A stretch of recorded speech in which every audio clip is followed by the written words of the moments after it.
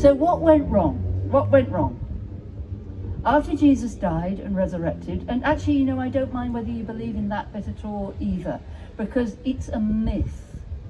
And that means a myth is a story. And the way you describe a myth is to say, I don't know if it happened, and I don't know that it didn't happen, but I know that the story is true. And the story of Jesus and the resurrection, we can look at it as a man being completely resurrected, or we can look at it as a psychological and spiritual myth, which is that sometimes when we want to move up and step up, something has to die. We have to let go. At the easiest level, it's clearing out your clutter, but something has to go, like a relationship, like a job, like an aspect of your life, for you to step up and move on. Do you agree with that? Yeah. So that's what the myth of resurrection is all about. Whether one man did it, who knows? There are lots and lots of stories in the ancient teachings about resurrection. Mithras resurrected, the god Attis resurrected, and one of the reasons why possibly St. Paul was anti-women, though actually he wasn't. I'm going round in circles with this one. I shouldn't have got to St. Paul until a lot later. However, the writings about St. Paul saying that women should not speak in public are seriously nowadays believed to have been added in later. We don't believe he wrote them at all. But if he did write them, he was writing them in a society, Roman society, where there was a goddess called Magna Mater. Her name was Cybele, but she was known as Magna Mater, and her son Attis was murdered and resurrected by his mother. And the priests of Cybele in Rome were called the Galli, and they were self-castrated men who wore women's clothing and long hair. So basically, in a funny kind of way, they were trans. And they were seen as being anathema, they were seen as being terrible in Rome, and they could be cut down and killed in the streets. It was quite legal to do that. So if St. Paul had actually said, yes, women, go around with your long hair uncovered and preach about a murdered God who's been resurrected, they could have been slashed down in the streets. So we can give him a little bit of credit for the possibility that he might have been trying to save these women's lives, because it was not safe for women to preach in those days.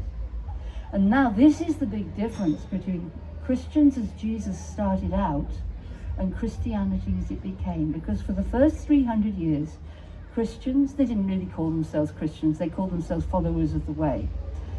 They lived in community, they shared everything, they taught each other, they discussed things, and they did certainly elect people who knew a bit better what they were doing than the other people, but you could not become what later became a priest by paying for it. You had to be chosen, and you had to show your worth. Nowadays, you have to pay an awful lot of money to go to theological school, and then seminary, and the whole thing has become economic, and that's one of the really biggest problems that Christianity has. It got locked into the system. So for the first 300 years, we've got these people living in community, pissing a lot of people off by going around and healing them and being kind. You saw Life of Brian, right? Do you remember when he healed the leper? And the leper's going, what am I going to do now? What am I going to do now? Arms for an ex-leper, arms for an ex-leper, what am I going to do now? So you can actually annoy people a lot by healing them. Oh, incidentally, when I first went for ordination, I went to our local vicar and said, I'm feeling that I'm being called. I don't like it. I didn't like it. I really fought it for a long, long time. But I think I'm being called. And he said, oh, I'm sorry, we can't have you. You're one of those newfangled New Age healers. And I said, hang on a minute. I practice healing, so I can't be a vicar. I can't follow Jesus because I try and heal people. He couldn't see the point. Really couldn't see the point.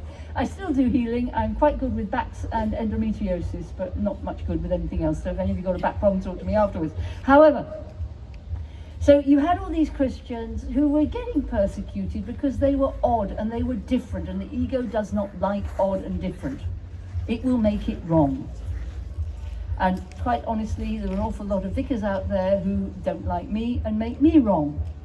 So this is the point at which I say, don't believe a word I say.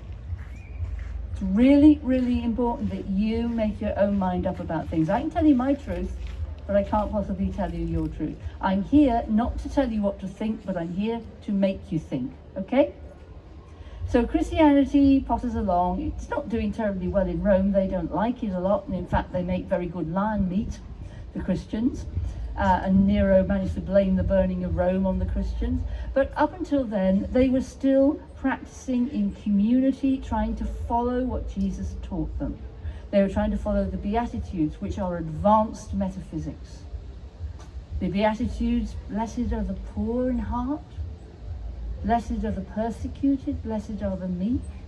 That was what they had to live by, because they were persecuted and meek.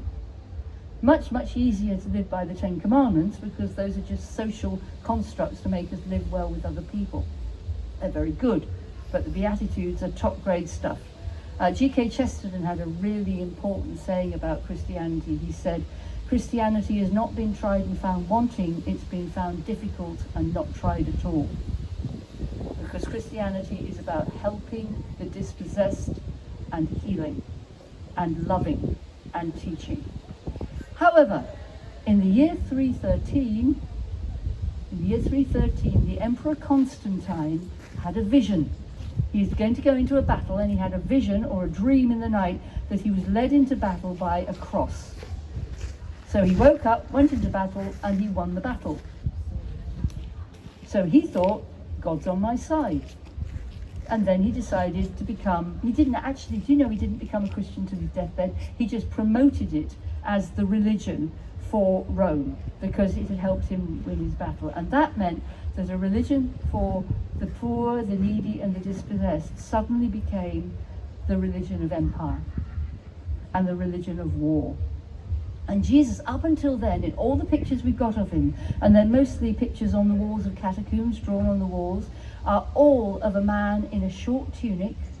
And actually he's quite androgynous a lot of the time as well, wearing a short tunic with long hair and carrying a sheep. As soon as Rome got hold of him, he was sitting on a throne in a toga with a great big aura around his head, a halo. And he became Zeus or Jupiter.